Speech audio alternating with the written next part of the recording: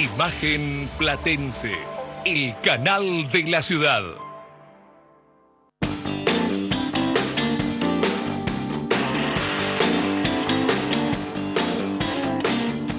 ¿Cómo les va, amigos? Tengan ustedes muy buenas tardes. Esta es otra emisión de Los Protagonistas. Los protagonistas que tienen que ver con el hacer cultural de la ciudad, en los artistas, en los músicos, en los actores, en los cantantes. Y hoy tenemos una particularidad porque este personaje que está con nosotros, este señor llamado Carlos Giaquinta, es una personalidad que puso a la zarzuela, a la ópera, realmente en un lugar de jerarquía en cada puesta, en cada espectáculo. Y lo vamos a presentar. Carlos, ¿cómo te va? Un placer que estés acá. ¿Cómo estás, Carlos? Y yo soy muy agradecido de que me hayas invitado a este programa. Para mí es muy importante y sobre todo para el grupo que represento, ¿no? ¿Está bien decir que la zarzuela es el género chico, la opereta también? Esa es una acepción un poco a veces tendenciosa. La zarzuela, a veces se habla de género menor, ¿no? Una cosa es decir género menor y otra cosa es género chico. El género chico existe dentro de la zarzuela porque es la zarzuela pequeña, la zarzuela que se generó en España en la época de la crisis económica, que en realidad durante todas las épocas hubo crisis económica, pero digamos, en la época del teatro por horas, donde se hacían varias funciones de espectáculos cortos o se hacían varias zarzuelas pequeñas, y ahí surgieron títulos interesantísimos, como por ejemplo La Verbena de la Paloma, La Revoltosa, La Gran Vía, bueno, ahora digamos, también Agua, Azucarillos y Aguardiente, que es un título del cual después voy a hablar. Todos esos pequeños títulos que se llamaban teatro por hora, el género chico, como el sainete lírico, ¿no? Donde la orquesta era reducida, donde el tiempo era breve, y eran muy característicos de la vida madrileña. Ahora, decir que es un género menor es compararlo con la gran ópera. Sin embargo, dentro de la zarzuela hay una etapa muy importante que es la etapa de la zarzuela grande, que es por ejemplo la etapa del resurgimiento de la zarzuela con Moreno Torroba, con Sorozábal, por ejemplo Moreno Torroba con Luisa Fernanda, Vives con Doña Francisquita, Sorozábal con La Tabernera del Puerto. Son grandes zarzuelas que en realidad no son género chico para nada, ¿no? Ni género menor, al contrario. Claro, muy bien aclararlo, Carlos. Claro. Bueno, háblame de la Quinta de Apolo y de esta compañía. La Quinta de Apolo es una suerte de locura que surgió entre un grupo de amigos, amantes de la zarzuela y amantes de un género alternativo. En nuestro país, gracias a Dios, tanto la zarzuela como la ópera como la opereta tuvieron un auge muy importante debido a la inmigración italiana y española de fines del siglo XIX. Vos sabés que me estaba acordando que había un viejo programa de televisión que hacían los hermanos Sofovich, que llamaba El Botón, que siempre daban, había como recreación de las óperas, sí, de las operetas, sí, y La Verbena de la Paloma, y se dio a conocer al gran público a través de eso, como también con Pablo Esquer, con los tenores sí, también, claro, que sí. se dio a conocer a otro sector la música clásica, ¿no es cierto?, la ópera. Sí, lo que pasa es que en un momento Buenos Aires, sobre todo, como gran capital de los espectáculos líricos, porque es una gran capital que en ese sentido no le tiene que envidiar a ninguna otra gran ciudad. Estamos viendo imágenes de la corte del faraón. Eso es la corte de Faraón, que lo hicimos en el Coliseo Podestá con producción del Teatro Argentino de La Plata y escenografía de Bongiorno, de Ramón Giorno, y con vestuario de Fernando Ferriño y la dirección de la orquesta del maestro Ezequiel Fautario, orquesta y coro estable del Teatro Argentino. Eso fue muy lindo, gracias Fue a Dios. genial, además, bueno, la hicieron en el cine también, me acuerdo. Sí, bueno, la vieja versión de Ana Belén. Ana Belén, claro. Hasta Moria Casal la llegó a hacer. Moria Casal, sí, había que, o no sé si la llegó a hacer, pero algunas partes, porque en realidad el maestro Dionisio Riol, que era un español radicado acá, la quería hacer en el teatro con ella y después no sé qué pasó, no se pudo realizar ese proyecto, pero sí la hizo en el Teatro Avenida Fontova. Claro, mirá Fontova vos, la hizo. mirá vos. No, y te contaba que la zarzuela y la opereta tuvieron un auge grande en el siglo pasado hasta la década del 60, donde venían compañías de zarzuela y de opereta a Buenos Aires, en el Teatro Avenida La Zarzuela, la opereta italiana también y la opereta vienesa, en el Teatro Marconi, en el Teatro Coliseo, pero después al cerrarse el Marconi, al Coliseo pasar a hacer otro género, digamos, se perdió esa tradición de opereta, ¿no? Hubo grandes directores de opereta, y el maestro Kinski, y grandes directores de zarzuela. Bueno, y ahora la idea es recuperar ese género que se perdió. Bueno, la Quinta de Apolo está también en esto, ¿no es cierto? Está en eso, esa es la idea, ¿no? Fomentar la zarzuela y la opereta como un género alternativo a la ópera que en realidad, gracias a Dios, se hace mucho en nuestro medio. Yo he y visto cada vez más. espectáculos tuyos, una maravilla. Recuerdo uno que vi en el Bombín, ¿te acordás cómo se llamaba? Que vos estabas con las bananas, que era comiquísimo. Eso se llamó Lo que el Generalísimo se llevó. Es un espectáculo donde tomamos unos textos que había elaborado una persona que yo quiero recordarla en este momento con mucho cariño y a la cual la cultura platense le debe mucho, que es Jaime Bauzá. Sí. Él elaboró una serie de textos en un espectáculo llamado Recuerdos Picarescos. Yo tomé parte de esos textos con permiso de los derechos y agregué algunos míos, y hablando de la historia del cuplé y de la cultura española antes del franquismo, elaboré un espectáculo que llamó Lo que el Generalísimo se llevó, con cuplé y picarescos que hablaban de la historia de España antes de la censura franquista, ¿no? Mirá vos, me estaba acordando, ¿sabés? De una mujer que fue Sara Montiel, que fue también muy importante. Claro, Sara Montiel. Que hizo el último cuplé. El último cuplé. El último cuplé. Yo tuve la suerte de trabajar con gente llegada a Sara Montiel, por ejemplo, con un actor, Vicente Parra, Claro. que había trabajado mucho con ella. Tuve la oportunidad de trabajar con él en el Teatro Avenida y, bueno, me hablaba maravillas de Sara Montiel, ¿no? Como persona y como artista. Mirá, ¿y qué es gran... hacer o montar una zarzuela aquí en la ciudad de La Plata? Un desafío como emprendimiento, Carlos, porque aquí todo se hace un poco a pulmón, uno no tiene una estructura que tiene un teatro oficial, ¿no? Entonces nosotros trabajamos, gracias a Dios, con la Orquesta Escuela de Berisso, que son chicos que se están formando y que realmente son muy, muy, muy entusiastas. Y fue la primera vez que ellos tocaron en el Foso, es decir, la primera vez que acompañaron una obra de teatro musical completa, ¿no? En realidad ellos hacen sinfónico, hacen música popular, hacen clásicos, pero no habían hecho este género. Y trabajar con una persona, por ejemplo, en la dirección de la orquesta, como Susana Frangi, que es toda una autoridad en el país, muy generosa, una mujer que fue la primera directora de ópera en el Teatro Colón. Fue la primera mujer que dirigió ópera, ¿sí? O sea que vos sabés que en general los directores de orquesta son varones, ¿no? Claro. Bueno, se le abrió un camino y ella fue pionera en eso, ¿no? Y es una persona platense, formada acá en la Facultad de Bellas Artes de la Universidad de Plata, y se perfeccionó afuera. Has estado mucho tiempo en el teatro argentino. Yo me jubilé hace un año del teatro argentino, luego de 25 años con continuidad y un poquito más discontinuos. Estuve en el coro, me jubilé como tenor del coro y ahí tuve también la oportunidad que me dieron algunos directores de hacer algunos roles de solista. ¿Qué le falta para vos al teatro argentino para ser el gran teatro argentino que fue? Le faltan, lamentablemente, como todos sabemos, políticas culturales para ese teatro.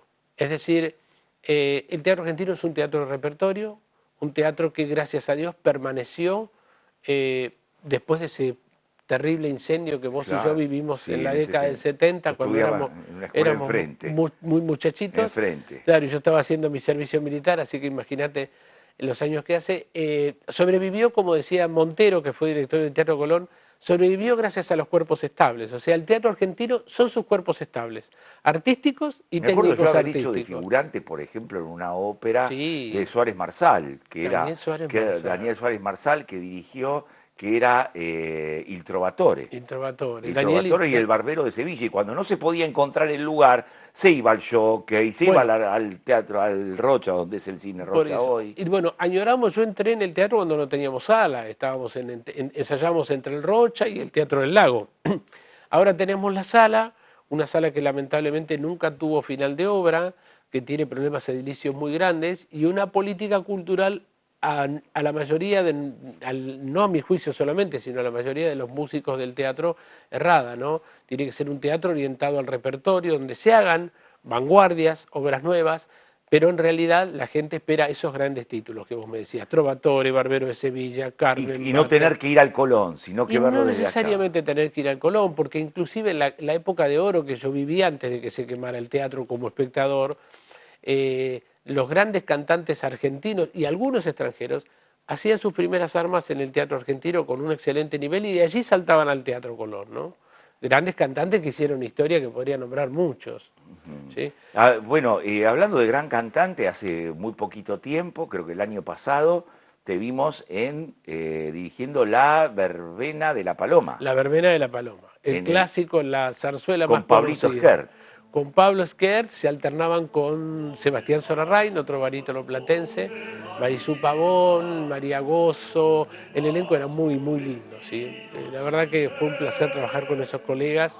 Lo hicieron con mucha generosidad, vos sabés que es una asociación civil sin fines de lucro, y la presentamos allí en el teatro. Ahí tenemos algunas imágenes, estamos viendo precisamente del dúo. Ahí está Sebastián Sorarrain y Marisú Pavón en ese famoso dúo Donde vas con Mantón de Manila. Claro, qué famoso. Sí, esto fue con un vestuario cedido por el Teatro Argentino.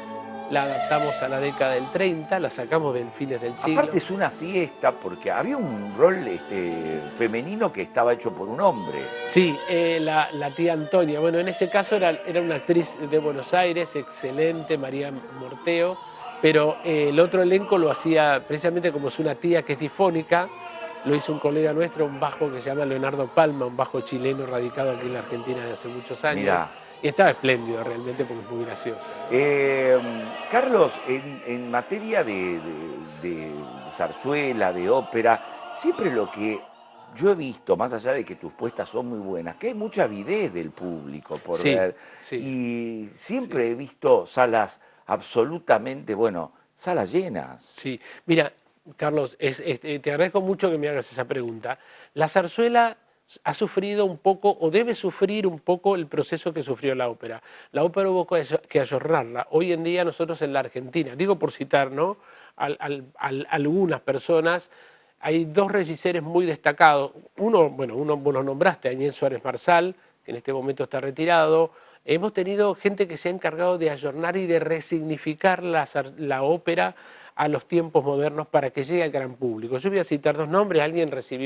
Uno de ellos recibió el premio Conex hace poquito, hace unos días, que es Marcelo Lombardero. En este momento él está haciendo una puesta de un Wagner en Montevideo, y el otro es Pablo Maritano. Hemos tenido algunos regíseres que realmente han interpretado esta renovación de la ópera. Te cuento que en la zarzuela sucede lo mismo. En este momento el Teatro de la Zarzuela de Madrid, desde hace unos años, tiene un director que es argentino, el maestro Blanco, que es un escenógrafo que ganó su cargo por concurso y dio vuelta al Teatro de la Zarzuela, hizo que la juventud volviera a la zarzuela, con puestas renovadas, con títulos exhumados que hacía años que no se hacían. Vos sabés que la Sociedad General de Autores de España tiene registrados 10.000, mira lo que te digo, 10.000 títulos de teatro musical. Mirá. Entre zarzuela grande y género chico. 10.000. O sea, imagínate las zarzuelas que no se hacen desde hace años, fueron exhumadas. Ahora están haciendo 3 sombreros de copa sobre la novela de Miguel Miura, sobre la obra de teatro de Miguel Miura, y realmente es un éxito increíble. Y eso se lo debemos a la política de este director, el maestro Blanco, que es un escenógrafo argentino que, bueno, gracias a Dios ha renovado el teatro de la zarzuela. Hay una mujer que yo hace poco vi un espectáculo, que era Celia Gámez. Celia Gámez era la estrella de la revista, ¿sí?, argentina. Claro, y que fue a España y que tuvo un gran éxito. Tuvo un gran éxito. Fue la vedette, fue la que estrenó Las Leandras, por ejemplo. Las Leandras, ¿no? Maravillosa Celia Gámez. Luego vino aquí ya muy anciana y falleció en Buenos Aires, pero era una gran artista Celia Gámez. ¿Sí? Carlos, me habías comentado que tenías un proyecto más allá de todo que tiene que ver con una mujer llamada Mariela Muñoz. Esa es una idea que tengo, espero que no me la roben, Carlos. No. Quiero escribir algo sobre ella. Creo que fue una persona en la cual abrió un antes y un después en la historia de las mujeres trans. No por el hecho de ser trans, sino por el hecho de esta maternidad incomprendida que tuvo. Creo que fue una gran mujer y la idea es escribir un musical sobre ella. ¿Sí? Bueno, y también tenés otra idea, me contaste. No, la otra ya está ya está casi terminado y lo registro en estos días. El libro también de un musical sobre la vida de Regina Pacini. Ah, pues, de Alvear, la creadora de la Casa del Teatro. La creadora de la Casa del Teatro, una soprano internacional, de la cual Alvear se enamoró y no se pudo despegar jamás de ella, fue su gran amor. Presidente, el Marcelo Torcuato de Marcelo Alvear. Torcuato de Alvear. A veces uno ve las calles y dice, y vos fijate que la Casa del Teatro es Se cumplieron 91 años de que dejó la presidencia don Marcelo Torcuato de Alvear en 1928. Claro, pero fíjate, Carlos, que en el caso de Regina Pacini de Alvear Sí. ha creado, donde hoy funciona el Teatro Regina, Sí. una de las instituciones Más. pioneras en Latinoamérica, Sí. que después, bueno, tuvo en México la Sí. Casa de los Artistas, Pero tuvo una actuación muy destacada en todo. Vos sabés que ella es una de las mujeres que tiene, que es caballero de la Legión de Honor de Francia, porque durante la Primera Guerra Mundial, como ellos estaban en Francia, él era embajador, ella fundó un banco de sangre, organizó un banco de sangre y asistía como enfermera improvisada, aprendió a dar inyecciones y todo, a los heridos, ¿no? Es decir, el gobierno francés la reconoció de esa manera, una mujer de una solidaridad increíble, que murió, te diría, casi en la pobreza, porque todavía en aquella época había hombres de honor que despilfarraban fortunas personales para hacer política. Tal es el caso de Marcelo de Alvear, mira, que cuidó la Hacienda Nacional como si fuera propia, como diría un historiador, y la propia como si fuera ajena, porque despilfarró dos fortunas, la de los Alvear y de los Pacheco, haciendo política, y ella murió en una condición muy humilde, con una pensión a la vejez que le otorgó el presidente Frondizi en su momento, porque vivía del alquiler de 2 casitas que les habían quedado, bueno, pero su gran amor fue Marcelo de Alvear y se enamoró de la Argentina como nadie, pues ella era de nacionalidad portuguesa.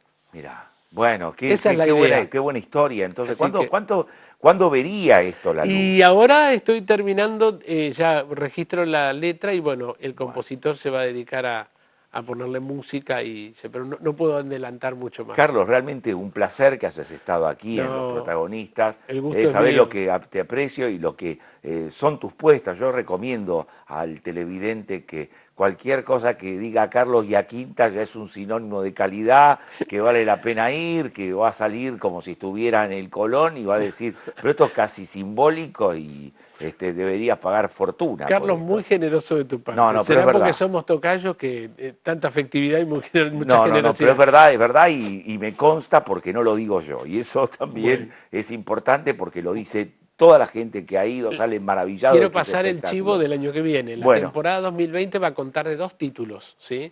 A realizarse en el Teatro Don Bosco como el año pasado, ahí en 9:57, bellísima sala que quiero que todo el mundo que la era venga. cine. Maravillosa. Yo veía la película de Carlitos Balá. Bueno, en el mes de mayo hacemos una zarzuela grande que es el Barberillo de Lavapié, maravillosa, bellísima, de Asenjo Barbieri, música preciosa.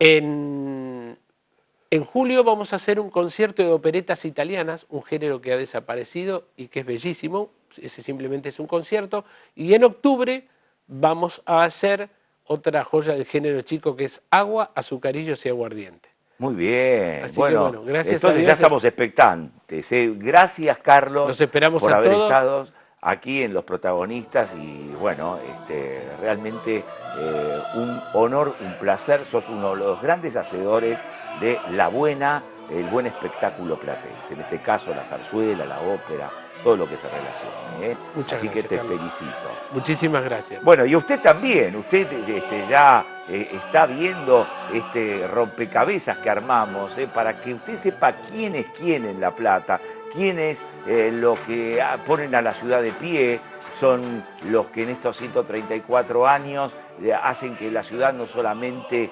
se quede todo después de la 13, o sea que después de la 13 también sigue, nos llevan internacionalmente a reconocimiento como Carlos Giaquinta y como grandes exponentes de la cultura. Y a usted también, que esté del otro lado del televisor apreciando a estas personalidades, como Carlos Giaquinta nos acompañó hoy. Va a ser un placer encontrarme con todos ustedes en algún tiempo más. Ahora seguimos con el ritmo que nos da la televisión y nos vemos en otra oportunidad, en Los Protagonistas.